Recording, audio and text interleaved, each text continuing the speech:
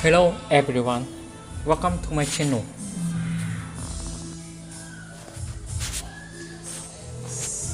I'm Scarlett, 34, and I just discovered my 8-year-old niece isn't mute. She pulled my hand and whispered the most terrifying words I've ever heard. Auntie, Mommy said you're going to die soon and Grandma's inheritance will be ours. The smile never left my face, but inside, my world just shattered into 1,000 pieces. Where are you watching from today? Drop your location in the comments below and hit that like and subscribe button if you've ever felt completely betrayed by family. You'll definitely want to stick around for what happened next. Let me back up to how I ended up babysitting my supposedly mute niece while my sister went to handle a plumbing emergency at the inherited country house. It was a Tuesday morning when Madison called, sounding frazzled about burst pipes and expensive repairs. Could I watch Emma for just 3 days? Of course, I said, because that's what family does, or what I thought family did. I'd been running our family's luxury jewelry business since Mom passed 2 years ago, building it from a successful local shop into an international brand. The inheritance had been clear. I got the business I'd worked in since I was 15. Madison got the mansion and several valuable pieces, and little Emma inherited the country house. Mom knew who had actually been present, who understood the work. Madison had seemed smart about her inheritance, selling off expensive cars and designer bags, downsizing her lifestyle. I'd actually felt proud watching my little sister finally grow up and handle money responsibly. Shows how much I knew about anything. Emma was always such a sweet kid, communicating through gestures and written notes. The doctors said her muteness was likely psychological, maybe related to her father leaving when she was 3. Madison had tried speech therapy, specialists, everything. We'd all accepted it as part of who Emma was. But when that car turned the corner and Emma's small voice cut through the afternoon silence, every assumption I'd ever made about my family exploded. Titia, mamãe disse que você vai morrer logo e que a herança que a vovó deixou vai ser nossa. The Portuguese is lipped out, our grandmother's language, making it even more chilling. Emma immediately clapped her hands over her mouth, eyes wide with terror. Not the terror of a child who'd accidentally spoken for the first time, the terror of a child who'd revealed a secret she was never supposed to tell. I knelt down to her level, keeping my voice gentle despite my racing heart. Emma, sweetheart, what did you just say? She shook her head frantically, backing away from me. The silence that had defined her for 5 years suddenly seemed less like disability and more like self-preservation. That night, I lay awake staring at the ceiling, Emma's words echoing in my mind. My sister, who I'd been supporting emotionally and financially since Mom's death, was apparently planning my death, and she'd been cruel enough to involve her daughter in whatever twisted plan she'd concocted. The really sick part? I'd been so proud of Madison for maturing financially. Turns out she wasn't being responsible. She was liquidating assets because she expected a much bigger payday very soon. As I listened to Emma's peaceful breathing from the guest bed, I realized everything I thought I knew about my family was a lie. But I had one advantage Madison didn't know about. I'd just learned her biggest secret. And unlike my 8-year-old niece, I wasn't going to stay silent about it. Growing up, I was the daughter who showed up. While Madison lived like a princess on automatic allowances, I spent after-school hours and summers learning everything about our family's jewelry business. Not because Mom forced me, because I genuinely loved the craftsmanship, the stories behind each piece, the art of matching clients with their perfect treasure. Madison, 3 years younger and infinitely more charming, treated our family store like her personal ATM. She'd breeze in occasionally, grab cash for whatever social event required her presence, and disappear again. Mom never seemed to mind. Madison needs to find herself, she'd say whenever I questioned the obvious favoritism. Apparently, I'd already found myself, working. When I turned 18, I enrolled in gemology courses and business classes while Madison backpacked through Europe on our parents' dime. When I was 25 and managing daily operations, Madison was exploring yoga retreats in Costa Rica to align her chakras. When I was 30 and implementing our international expansion, Madison was trying to become an influencer. The funny thing about family businesses, they reveal who actually cares about the family. Mom's will reflected that reality perfectly. I inherited the jewelry company valued at $3.2 million plus all the business assets and client relationships I'd spent years building. Madison got the family mansion worth $800,000, Mom's personal collection of vintage jewelry valued at $400,000, and saw Emma inherit the country house worth $350,000. No liquid cash, no automatic income streams, no trust funds. For someone who'd never earned a dollar in her life, Madison suddenly faced property taxes, maintenance costs, and the reality that beautiful houses don't pay for themselves. I'd expected her to rent out rooms or sell the smaller pieces of jewelry to manage expenses. Instead, she seemed to handle everything with surprising maturity. Staff dismissed, luxury cars sold, designer collections liquidated. I'd actually complimented her on making tough choices so gracefully. She'd smiled and thanked me for understanding how difficult the transition was. What an actress. After Mom's funeral, Madison had hugged me tearfully and said, "I'm so grateful you're taking care of the business Mom loved so much. I could never do what you do." At the time, it felt like acknowledgement, maybe even respect. Now I realized it was probably sizing up exactly what she'd eventually inherit when I was no longer around to inherit it myself. The morning after Emma's revelation, I watched my niece push eggs around her plate, her small shoulders tense with secrets she was too young to carry. She kept glancing at me nervously, then looking away quickly when our eyes met. "Emma," I said gently, "you know I love you, right? No matter what." She nodded, but still wouldn't speak. "And you know that if someone asks you to keep a secret that makes you feel scared or sad, it's okay to tell a grown-up you trust?" This time she looked directly at me, conflict playing across her 8-year-old features. I could practically see her wrestling between loyalty to her mother and the relief of finally having someone who might listen. After breakfast, I called my assistant to clear my schedule. Whatever Madison was planning, I needed to understand the scope before I decided how to protect both Emma and myself. But first, I had to figure out exactly what my sister thought she knew about inheritance law and whether she'd been planning my death since the day Mom's will was read. The scariest part wasn't that Madison wanted me dead. The scariest part was how long she'd apparently been planning it, and how naturally she'd involved her daughter in the conspiracy.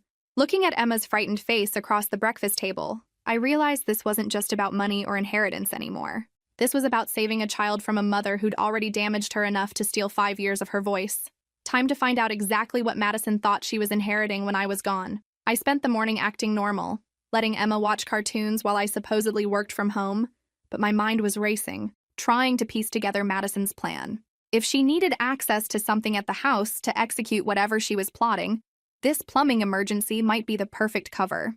Around noon, I suggested we go get some of Emma's clothes and school supplies from Madison's house. Emma nodded eagerly, maybe too eagerly, like she wanted to get away from the weight of her secret. Madison's mansion, inherited from Mom, sat on 3 acres of perfectly manicured grounds that probably cost more to maintain than most people's annual salaries. The kind of place that screams wealth but whispers bankruptcy if you can't afford the upkeep. Using the spare key Madison had given me years ago, we entered through the side door. Emma immediately ran upstairs to pack some clothes, leaving me standing in the vast foyer with its crystal chandelier and marble floors. Everything looked normal, expensive, and completely beyond Madison's means to maintain, but something felt off. I wandered toward Madison's home office, a room I'd never paid much attention to before. The door stood slightly ajar, revealing a desk covered with papers and an open laptop. My sister had always been careless with security, probably never imagining anyone would have reason to investigate her private affairs. "Auntie?" Emma's voice startled me. She stood at the top of the staircase, a small suitcase in her hands. "Can I show you something?" She descended the stairs carefully, then approached me with an expression I couldn't quite read. "Mommy's computer," she whispered, pointing toward the office. "Sometimes she lets me use it for games and printing school projects. I know the password." My heart stopped. "Emma, we shouldn't—" "Please," she interrupted, her voice barely audible. "I want to show you something scary." The way she said scary made my blood run cold. This 8-year-old child was trying to protect me from something she'd accidentally discovered, something that had probably been traumatizing her for who knows how long. Emma led me to the desk and pointed at the sleeping laptop. "She thinks I don't pay attention, but I do. I saw her typing to someone about you." With trembling fingers, Emma clicked the trackpad and the screen came to life, asking for a password. She typed carefully, "Emma 2016, apparently the year my niece was born, the same password Madison had been using for years." The laptop opened directly to a messenger app, and what I saw there made my knees buckle. Conversation after conversation with someone listed as Rico M., messages spanning several weeks. And the content was exactly what Emma's slip had suggested, but somehow much worse than my worst fears. "Need this handled before the quarterly business review," Madison had written 3 days ago. "She'll be driving the mountain route to the Vancouver client meeting next week. Brake lines should fail on those curves. Make it look accidental." My sister had been planning to murder me with the precision of a business transaction. Rico's responses were equally chilling. "Understood. Same rate as discussed. Payment when job confirmed complete." I screenshotted everything, my hands shaking so badly I could barely operate the phone. There were dozens of messages, including discussions about timing, location, payment methods, and backup plans. Madison had been treating my assassination like a project management exercise, but the most devastating discovery was a folder on the desktop labeled After S. Inside were documents she'd apparently prepared for after my death, a fake will naming her as my business successor, forged financial records showing business debt that didn't exist, and letters to clients explaining why the company would need new leadership. She'd thought of everything. Emma stood beside me, watching my face as I processed the magnitude of Madison's betrayal. "She doesn't know I can read the big words," she whispered, "but I know what kill means." This child had been living with the knowledge that her mother was planning to murder her aunt. No wonder she'd stopped speaking. How do you process something like that at 8 years old? I closed the laptop and knelt down to Emma's level. "Sweetheart, you did the right thing showing me this. You've been very brave. Are you going to tell the police?" she asked. The question hung in the air like smoke. Was I? Could I prove any of this? Would anyone believe that my grieving sister was capable of premeditated murder? More importantly, how could I protect Emma from the consequences of whatever came next? "I need to think about the best way to keep us both safe," I told her honestly. "But Emma, you won't have to keep this secret anymore. I promise." For the first time in days, something like relief crossed her face. But as we left Madison's house, I realized my sister wasn't just planning to kill me for money. She'd been systematically positioning herself to take over everything I'd built, while traumatizing her own daughter in the process. Time to figure out if I was smart enough to outwit someone who'd been planning my murder for months. That evening, after Emma was asleep, I sat in my kitchen staring at screenshots that proved my sister wanted me dead. The evidence was damning, but I needed professional advice before making any moves that might endanger Emma or myself. I called James Patterson, the estate attorney who'd handled Mom's will. Even at 9 p.m., he answered on the second ring. "Scarlett? What's wrong?" "James, I need to ask you some hypothetical legal questions about inheritance law." "At this hour, it's not hypothetical." "What's happening?" I took a deep breath. "If something happened to me, what would happen to the business?" "Your will designates your sister as beneficiary, as you insisted despite my recommendations. She'd inherit everything." My stomach dropped.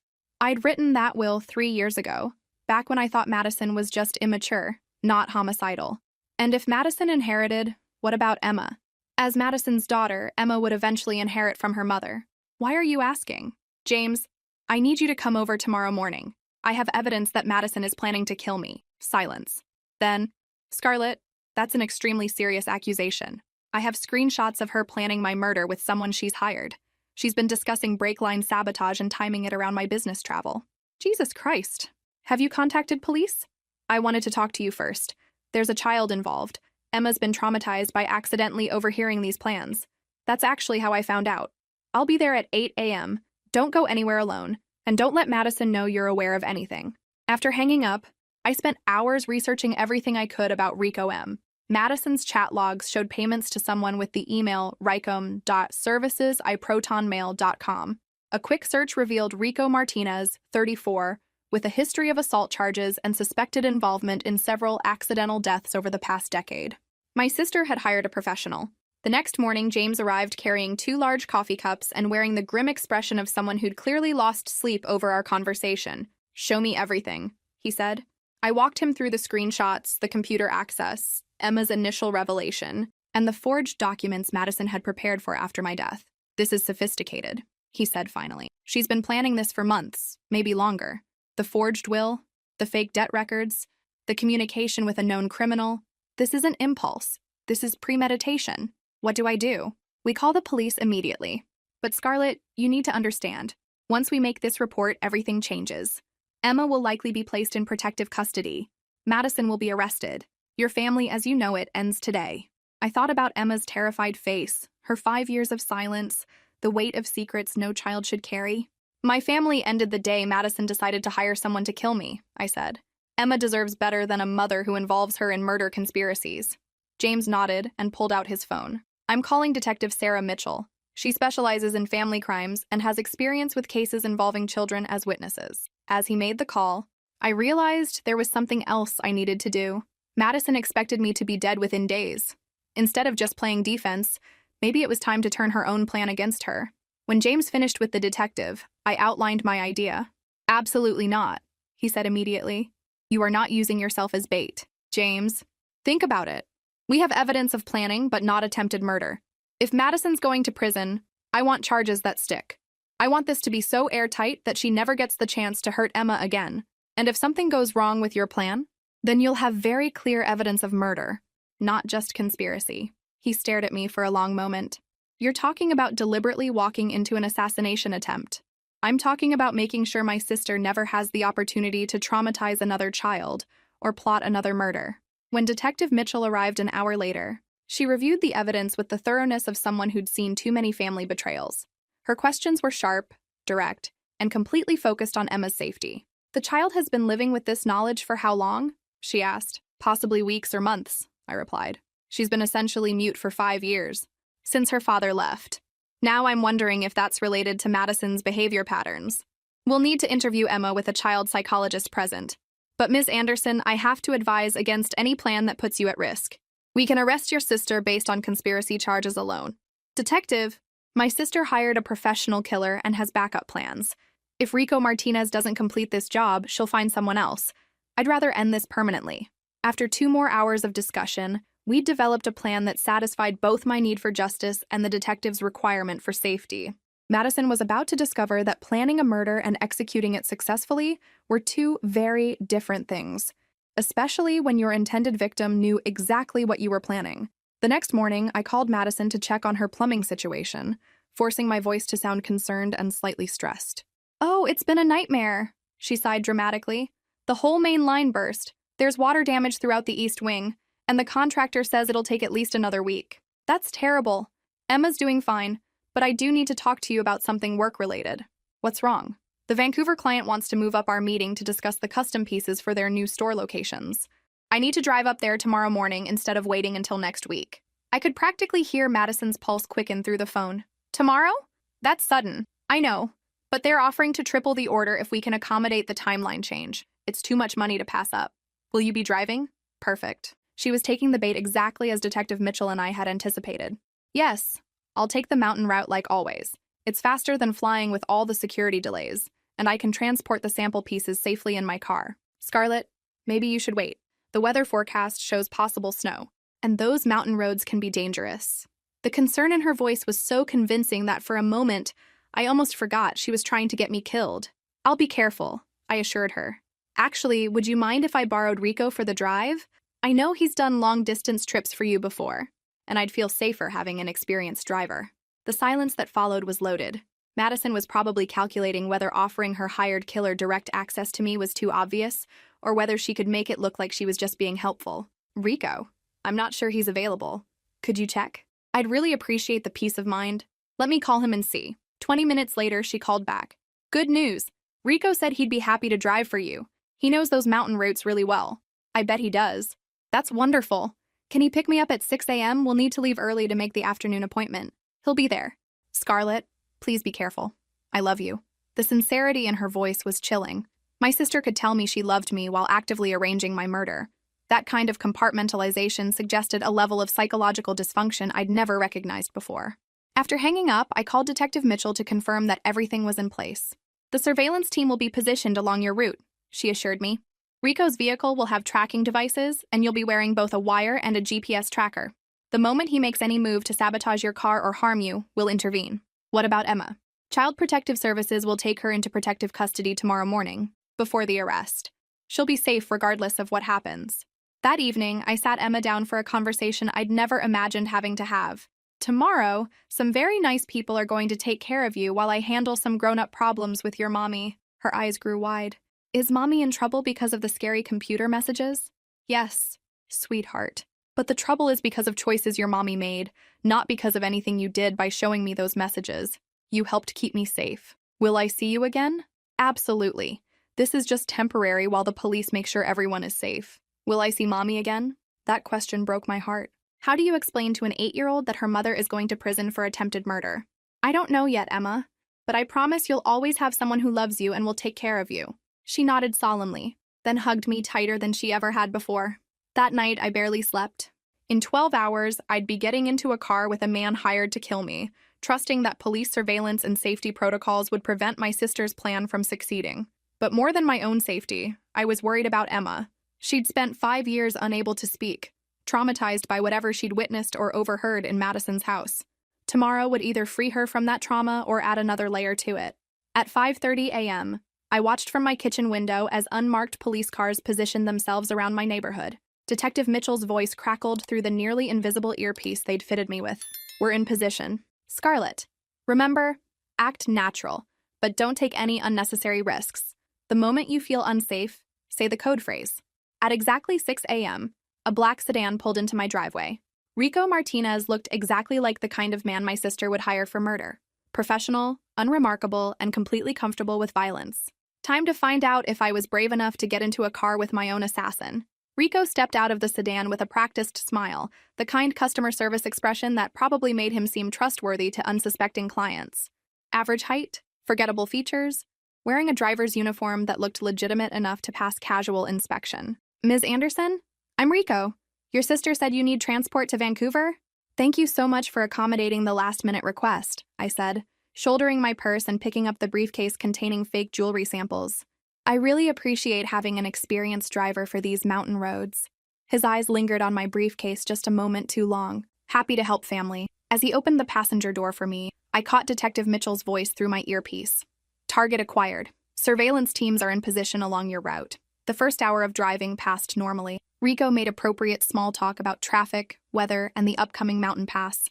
He seemed genuinely professional, even charming. If I hadn't known he was planning to kill me, I might have found him likable. But I noticed small details that revealed his true nature. The way his eyes constantly scanned mirrors and side roads, checking for pursuit or witnesses. How he'd positioned a small toolkit within easy reach between our seats. The methodical way he tested the steering and brakes during the early part of our drive, familiarizing himself with the vehicle's responses. Your sister mentioned you're expanding the business internationally, he said as we entered the mountain pass. Must be exciting. It's been a lot of work. But yes, I've put my whole life into building what my mother started. Family businesses are special. All that history and tradition passing down. The irony of discussing family legacy with the man hired to end mine wasn't lost on me. As we climbed higher into the mountains, Rico began glancing more frequently at specific landmarks. I recognized the area from Detective Mitchell's briefing. Several isolated stretches where an accident would look believable, and help would be slow to arrive. Beautiful scenery up here, Rico commented, pulling into an overlook area. Mind if we stop for a minute? I want to check the brakes before we head into the steeper sections. My heart rate spiked, but I kept my voice casual. Of course. Safety first. Rico stepped out and walked toward the front of the car, toolkit in hand. Through my earpiece, I heard Detective Mitchell's urgent voice. He's accessing the brake system. Team 2, move in now. But before the surveillance team could reach us, Rico straightened up and returned to the driver's seat with a satisfied expression. Everything looks good, he said. Ready to continue? For the next 20 minutes, Rico drove normally while I sat in growing tension, waiting for the brake failure that would signal the true beginning of his assassination attempt. The police surveillance teams followed at a discreet distance, ready to intervene the moment anything went wrong. Then, as we approached a particularly dangerous series of curves, Rico suddenly accelerated. Hold on, he said. His voice completely changed from professional to predatory. This might get interesting. He stomped on the brake pedal. Nothing happened. The car continued gaining speed as we approached a hairpin turn with a 200-foot drop on one side. Rico's expression shifted from controlled menace to genuine panic as he realized the brakes were completely unresponsive. What the hell? He muttered, pumping the pedal frantically while yanking on the emergency brake. That didn't work either. Through my earpiece, Detective Mitchell's voice was urgent but controlled. Brake failure confirmed. Intervention vehicles are moving to intercept, but we were moving too fast for anyone to catch us before the turn. Rico grabbed the door handle, clearly planning to jump from the moving vehicle and leave me to die in the crash. But as he pulled the handle, nothing happened. The door wouldn't open. What did you do? He snarled at me. Nothing, I said truthfully, though I was starting to understand what had happened. But I think you should know. Detective Mitchell sends her regards. Rico's face went white as police vehicles appeared ahead of us, forming a barrier that would stop our car before it reached the dangerous curves. Behind us, more police units moved in to block any escape routes. As our car finally came to a controlled stop against the police barrier, I saw Rico fully understand that he'd walked into a trap. The brake lines had been sabotaged. All right, by police technicians who'd ensured his plan would fail at exactly the right moment and place for maximum evidence gathering. Rico Martinez, professional killer, had just confessed to attempted murder while being filmed by hidden cameras and recorded through multiple surveillance devices. And somewhere in the valley below, Madison was about to discover that hiring someone to murder your sister works better in theory than in practice.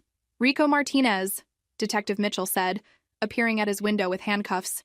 "You're under arrest for attempted murder, conspiracy to commit murder, and federal racketeering charges." As Rico was led away, I realized my sister's plan had succeeded in one way she never intended. It had provided law enforcement with enough evidence to put both of them away for a very long time. Have you ever experienced betrayal so complete that it changed everything you thought you knew about your family? Drop your thoughts in the comments below because this story is just getting started. 2 hours later, I was sitting in Detective Mitchell's office when her phone rang with news that Madison had been arrested at the country house. Apparently, she'd been pacing the property for hours, checking her phone obsessively, waiting for confirmation that I was dead. Instead, she got confirmation that she was an idiot. She kept asking the arresting officers if there had been any accidents reported on the mountain pass. Detective Mitchell told me, shaking her head. When they told her no, she actually said, "But there should have been one by now." Sometimes I wonder if Madison inherited all the beauty genes and I got all the brain cells. Based on today's events, that theory seems increasingly likely. When they brought Madison to the station in handcuffs, she was still convinced Rico had somehow failed to complete a simple brake sabotage job. The look on her face when Detective Mitchell played back the recordings of her conversations with Rico was priceless, like watching someone realize they'd been playing chess while everyone else was playing checkers. "This is impossible," Madison kept saying as she listened to her own voice planning my murder. "Those messages are taken out of context. What context makes brake lines should fail on those curves sound innocent?" Detective Mitchell asked dryly. Madison's lawyer arrived within the hour. Some expensive defense attorney she'd apparently contacted weeks ago, which suggested she'd been planning for the possibility of getting caught. Smart planning, terrible execution. The evidence was overwhelming. Screenshots from her own computer, audio recordings, financial transfers to Rico, the forged documents she'd prepared for after my death, plus Rico's confession, which included detailed descriptions of their planning meetings. "Mrs. Weber," the lawyer said finally, "I strongly recommend we discuss a plea agreement." "A plea agreement?" Madison's voice cracked. "For what? I haven't done anything wrong." Even her expensive lawyer looked at her like she'd lost her mind. The interrogation room had one-way glass, and I watched Madison cycle through denial, anger, bargaining, and complete psychological breakdown in the span of 2 hours. She kept insisting that she never meant for anything bad to happen, which is a fascinating way to describe hiring a professional killer. When Detective Mitchell showed her the photos of Rico tampering with the brake system, Madison finally cracked. "You don't understand," she sobbed. "I needed the money. The mansion is bleeding me dry. The property taxes alone are $12,000 a month. I can't afford the maintenance, the staff, the utilities. I was going to lose everything Mom left me. So you decided to murder your sister?" Detective Mitchell's voice was perfectly flat. "I just wanted what was fair. Scarlett got the business that makes millions. I got beautiful buildings that cost a fortune to maintain. How is that fair?" "Ah, yes. Because clearly the solution to inheriting expensive assets is sister-side. I'm sure that's exactly what Mom had in mind when she wrote her will." The most disturbing part was Madison's complete lack of remorse about involving Emma. When Detective Mitchell asked about traumatizing her 8-year-old daughter, Madison actually said, "Emma needs to understand that family takes care of family." By family takes care of family, she apparently meant children should help their mothers plan murders. Parenting goals right there. As I watched my sister get fingerprinted and photographed for her booking mugshot, I felt something unexpected. Pity. Not enough to forgive attempted murder, obviously, but pity for someone so fundamentally broken that she thought killing me was easier than selling a mansion. Madison had always been spoiled, but I'd never realized she was also completely delusional about how money, inheritance, and basic human decency actually work. The arraignment was scheduled for the following morning. Madison would be held without bail, classified as a flight risk due to the premeditated nature of her crimes. Emma was safe in protective custody, probably getting the first peaceful night's sleep she'd had in months. And I was alive, which really seemed to irritate Madison more than anything else about this whole situation. Tomorrow, we'd find out whether the justice system takes attempted murder as seriously as I hoped they would.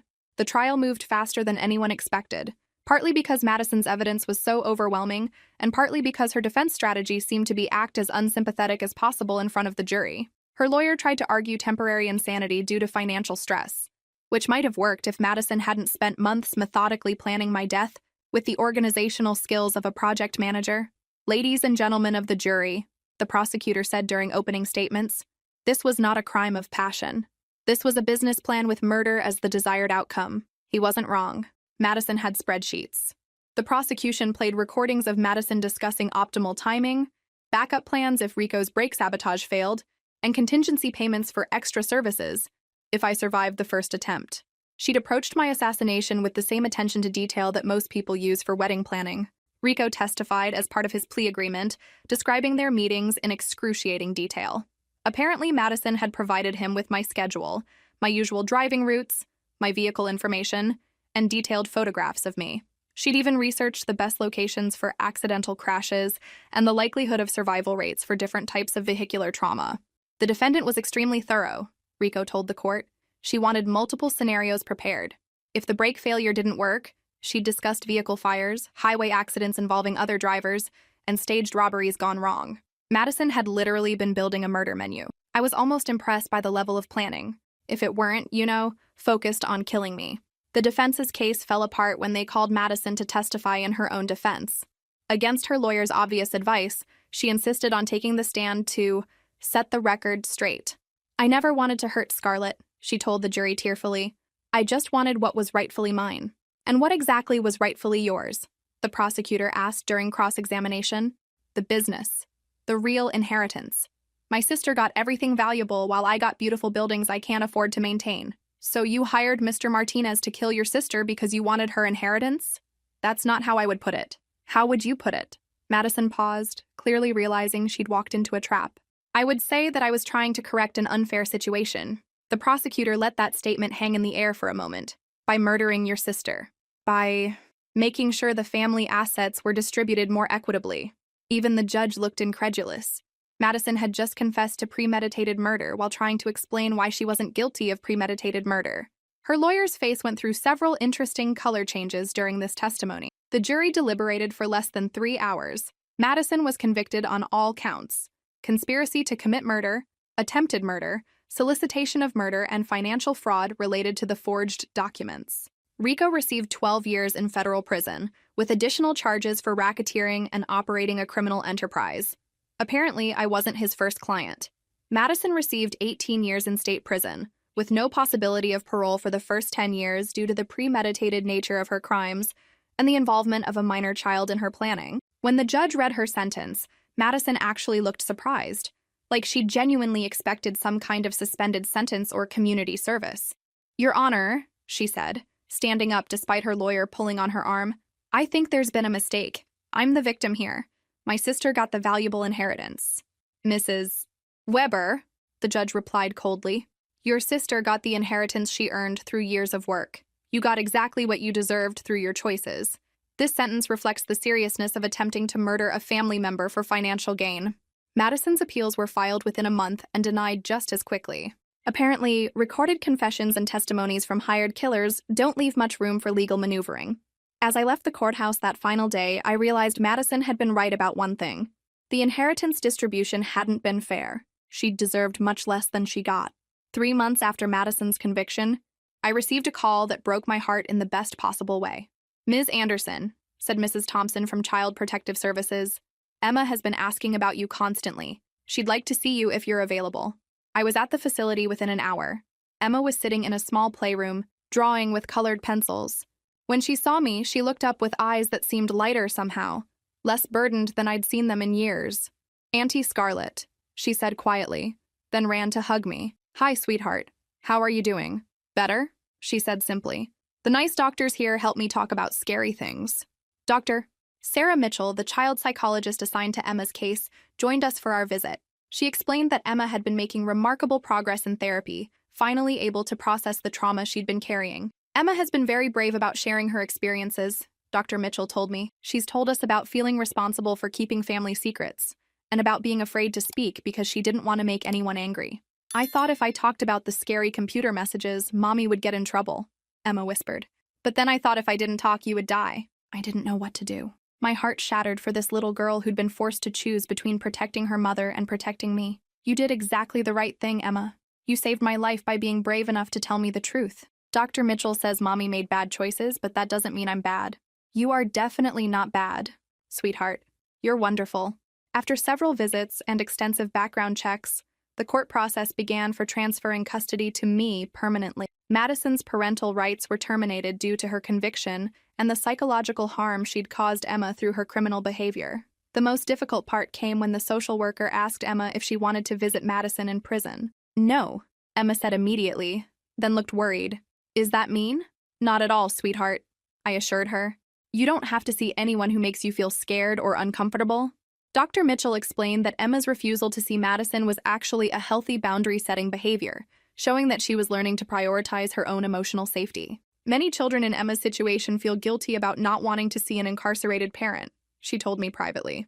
Emma's ability to clearly state her preference shows significant emotional growth. The final custody hearing was remarkably straightforward. Madison's lawyer didn't even contest my petition. Apparently, she'd instructed him not to fight it. "My client believes this arrangement is in the child's best interest," he told the judge. It was possibly the first unselfish decision Madison had made in years, and she made it from a prison cell. When Judge Rodriguez officially granted me full custody of Emma, I felt something I hadn't experienced since Mom died. The deep satisfaction of family responsibility that comes from choice, not obligation. "Congratulations," Emma whispered as we left the courthouse together. "You're stuck with me now." I laughed, remembering that she was definitely developing her own sense of humor. "I'm pretty sure I'm the lucky one in this arrangement." That evening, as Emma helped me make dinner in my kitchen, our kitchen now, she suddenly stopped stirring the pasta sauce and looked at me seriously. "Auntie Scarlett?" "Yes?" "Do you think Mommy will miss me?" The question was so innocent and complicated that I had to sit down at the kitchen table to answer it properly. "I think your mommy loves you very much, even though she made terrible choices. But Emma, sometimes loving someone means letting them be safe and happy with someone else." Emma nodded thoughtfully. "Like how you loved me enough to save me from the scary secrets?" "Exactly like that." As we finished making dinner together, I realized that Madison's plan had succeeded in one way she'd never intended. It had given me the family I'd never known I wanted. The difference was, this time it was built on truth instead of secrets, love instead of manipulation, and choice instead of obligation. Emma's transformation over the following months was nothing short of miraculous. With consistent therapy, a stable home environment, and the freedom to speak without fear, she began to blossom into the confident, talkative child she'd always been inside. Dr. Mitchell explained that Emma's 5 years of selective mutism had been a trauma response to the emotional chaos in Madison's household. "Children often go silent when they're processing overwhelming situations," she told me during one of our monthly check-ins. Emma was protecting herself by not speaking, but she was also punishing herself for knowing things she felt she shouldn't know. The breakthrough came during a therapy session when Emma finally described the first time she'd overheard Madison talking about getting rid of me. "I was supposed to be asleep," Emma told Dr. Mitchell, while I listened from the observation room. "But Mommy was talking really loud on the phone about how Auntie Scarlett had too much and needed to share. Then she said maybe there were ways to make sure the sharing happened faster." Emma had been 6 years old when she first heard her mother discussing plans to hurt me. For 2 years she'd carried that knowledge, not fully understanding what it meant, but sensing that it was dangerous and wrong.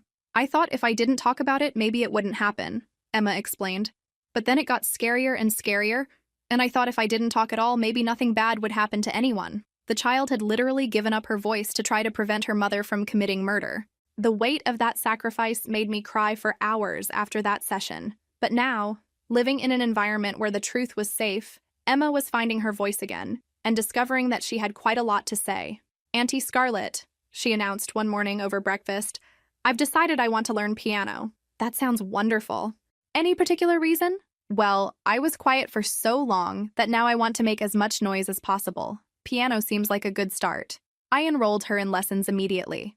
Emma also started asking questions about the business, showing genuine curiosity about the jewelry designs and the stories behind different gemstones. She had an eye for color and detail that reminded me strongly of Mom. "Could I maybe help sometimes?" she asked one afternoon while I worked on design sketches at home.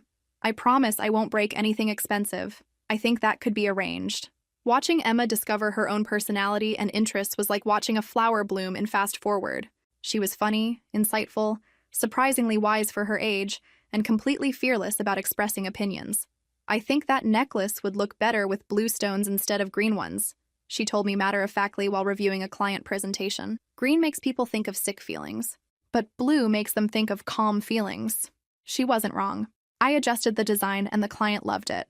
Emma's speech therapy sessions focused on building confidence in social situations, since she'd spent so many years avoiding interaction with other children. "She's remarkably articulate for someone who went so long without speaking," her speech therapist told me. It's like she was composing full conversations in her head and just waiting for a safe space to share them.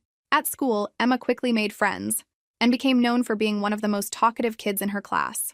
Her teacher mentioned that she seemed to have an endless supply of stories to tell, as if she was making up for years of silence. But the most significant change came one evening in October, 6 months after she'd moved in with me permanently. We were reading together before bedtime when Emma suddenly stopped in the middle of a page and looked at me with a serious expression. "Can I ask you something important?" "Of course. Would it be okay if... Would you mind if I called you Mom instead of Auntie Scarlett?" My breath caught. "Emma, that would make me incredibly happy. But are you sure?" "I'm sure. Moms are people who take care of you and love you and keep you safe. You do all those things. Madison gave birth to me, but you're my mom." I hugged her tightly, feeling a completeness I hadn't known was missing from my life. "I love you too, sweetheart. I'm honored to be your mom." That night, I lay awake thinking about how Madison's cruelty had inadvertently led to the most beautiful relationship I'd ever experienced. Emma calling me mom wasn't about replacing Madison. It was about claiming the love and security she deserved. Sometimes the best families are the ones we build from the pieces of broken ones. By spring, Emma and I had settled into a rhythm that felt natural and right. She'd been calling me mom for months, and hearing it never got old. If anything, it reminded me daily that the best things in life often come from the worst circumstances. The jewelry business was thriving beyond anything I'd imagined when Mom first left it to me. Our international expansion had opened markets in 12 countries, and we'd recently been featured in Vogue's Emerging Luxury Brands article. Success felt different now that I had someone to share it with. "Mom," Emma said one Saturday morning while we reviewed design sketches together, "what are we going to do with Madison's house? It's just sitting there empty." She was right. The mansion had been vacant since Madison's arrest, costing money in maintenance and taxes while serving no purpose, except as a reminder of family dysfunction. "What do you think we should do with it?" Emma considered this seriously. "We could sell it and put the money away for my college fund. That way something good comes from something bad." 8 years old and already wiser than most adults I knew. "That's exactly what we'll do." Selling Madison's mansion felt symbolic in ways I hadn't expected. The real estate agent estimated its value at just over $1 million after accounting for deferred maintenance costs. I set up a trust fund for Emma's education with the proceeds, ensuring she'd never face the financial limitations I'd dealt with in college. But more importantly, selling the mansion meant we could finally move into the house Emma had inherited from Mom, the country house where Madison's plumbing emergency had started this whole nightmare. The house was perfect for us. Large enough for Emma to have space to grow, small enough to feel cozy and manageable, and surrounded by gardens where she could run and play without the oppressive weight of family expectations hanging over everything. "I want to plant a vegetable garden," Emma announced on our first weekend in the new house, "and maybe some flowers that attract butterflies." Sounds like a wonderful plan. As we explored the property together, Emma found an old jewelry box hidden in a closet in what had been Mom's study. "Look, Mom, there's something inside." The box contained a letter in Mom's handwriting, addressed to my future granddaughter. Emma's eyes widened as I read it aloud. "Whoever you are, wherever you come from, I hope you'll love this house as much as I did.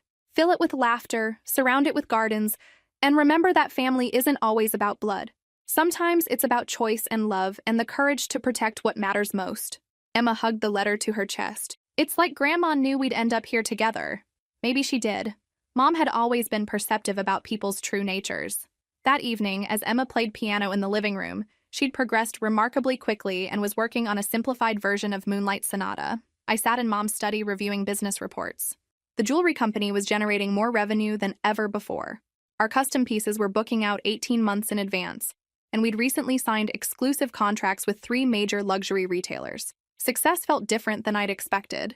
Instead of vindication or pride, I felt gratitude. Gratitude for work I loved, for a daughter who filled my life with joy, and for surviving Madison's attempt to destroy everything I'd built. "Mom?" Emma called from the living room. "Come listen to this." I found her playing a melody I didn't recognize, something she'd composed herself. It was beautiful, complex enough to be interesting, simple enough to be elegant, with an underlying happiness that seemed to capture everything good about our new life. "That's incredible, sweetheart. What inspired it?" "I was thinking about how we're safe now," she said simply, "and how nice it feels to make music instead of keeping secrets." As I listened to Emma play, I realized that Madison's plan had failed in every possible way. She'd wanted to steal my inheritance and destroy my life. Instead, she'd lost her freedom, her daughter, her home, and any claim to the family legacy she'd thought she deserved. Meanwhile, I'd gained a daughter, built a thriving business, and created the kind of family I'd always wanted but never thought I could have. Sometimes the best revenge isn't revenge at all. Sometimes it's just living well. 2 years later, I stood in the kitchen of our country house, watching Emma chase butterflies in the garden she'd planted and maintained herself. At 10 years old, she was confident, happy, and completely unrecognizable from the traumatized, silent child who'd once whispered terrible secrets in my hallway. The jewelry business had grown beyond even my most optimistic projections. We now had retail partners in 23 countries, and I'd recently been invited to speak at the International Luxury Goods Summit about building authentic brand heritage. The company Mom started with a single storefront was now generating 8-figure annual revenue. But watching Emma laugh as a monarch butterfly landed on her outstretched finger reminded me that the real success wasn't measured in dollars or international recognition. The real success was the sound of a child's laughter filling a house that had once symbolized isolation and obligation, now transformed into a home built on choice and love. "Mom!" Emma called out, running toward the kitchen door. "The butterflies love the lavender we planted. Can we add more next spring?" "Absolutely. This is your garden. You can plant whatever makes you happy." Emma grinned and returned to her butterfly watching, completely secure in the knowledge that her opinions mattered and her wishes would be respected. 6 months ago, Emma had received her first and only letter from Madison in prison. She'd read it carefully, then handed it to me without comment. "I miss you every day," Madison had written. "I hope someday you'll understand that everything I did was because I love you and wanted to provide for your future." Even from prison, Madison was rewriting history, casting herself as a devoted mother, rather than someone who'd traumatized her daughter while plotting murder. Emma had dictated a brief response. "I hope you're getting help to understand why your choices hurt people. I'm safe and happy now. Maybe someday we can talk when you've learned to tell the truth." Wise beyond her years, and completely uninterested in accepting Madison's narrative of martyrdom. Madison's appeals had all been exhausted. She was serving 18 years, with no possibility of parole for another 7 years. According to her prison records, she'd been placed in solitary confinement twice for attempting to manipulate other inmates into making threatening phone calls to my business. Some people never learn. Rico Martinez had died in federal prison just over a year into his sentence, apparently the victim of other inmates who didn't appreciate professional killers. I felt no satisfaction in his death, but no sorrow either. He'd made his choices. Emma and I visited Mom's grave every few months, bringing fresh flowers and updates about the business and our life together. Emma liked to tell Mom's headstone about her piano progress, her garden, and the books she was reading. "I think Grandma would be proud of us," Emma said during our most recent visit, carefully arranging yellow roses around the headstone. "I'm certain she would be." That evening, as Emma practiced piano in the living room, my phone rang with news that would have devastated me 3 years ago, but now barely registered. "Ms. Anderson?" The voice belonged to a social worker from the Women's Correctional Facility. "I'm calling to inform you that your sister, Madison Weber, has been hospitalized following what appears to be a suicide attempt." I was quiet for a moment, processing information that felt simultaneously shocking and inevitable. "Is she going to be okay?" "She's stable. The attempt wasn't serious. More of a cry for attention, according to the medical staff. She's been asking to see her daughter." "That's not possible," I said firmly. "Emma has no interest in visiting, and I won't pressure her to change her mind for Madison's emotional manipulation." "I understand. I wanted to keep you informed as Emma's legal guardian." After hanging up, I sat in Mom's study, thinking about the different ways people respond to consequences. Emma had responded to trauma by finding her voice and building strength. Madison had responded to accountability by attempting manipulation from prison. I didn't mention Madison's hospitalization to Emma. She deserved to live without the weight of her birth mother's ongoing psychological drama. Later that night, as I tucked Emma into bed, she looked at me with the serious expression she wore when processing something important. "Mom, do you ever think about how different things would be if Madison hadn't tried to hurt you?" "Sometimes." "What made you think about that?" "I was thinking that if she hadn't done those scary things, I might still be living with her and keeping secrets and not talking. So maybe something good came from something bad." "What do you mean?" "I mean, maybe I needed to be rescued, even if it happened in a scary way. Maybe now I'm who I was supposed to be all along." I hugged her tightly, marveling at this child's ability to find meaning and gratitude in circumstances that would destroy most adults. "You're exactly who you were supposed to be, sweetheart, and I'm grateful every day that we found each other." As Emma drifted off to sleep, I walked through our house, truly ours now, filled with music and laughter, and the kind of peace that comes from building something authentic, rather than inheriting something hollow. Madison had wanted to kill me for an inheritance she thought I didn't deserve. Instead, she'd lost everything while giving me the family I'd never known I wanted. She remained in prison. No inheritance, no daughter, no future, no legacy except the destruction she'd caused. And I'd become exactly what she'd accused me of being. The daughter who'd inherited everything, built something beautiful from it, and refused to share it with people who'd rather destroy than create. The difference was, now I knew I'd earned it all. If this story resonated with you, make sure to like and subscribe for more real-life stories about family, betrayal, and finding strength you never knew you had. Drop a comment below about your own experiences with family drama. Sometimes sharing our stories helps us heal from them.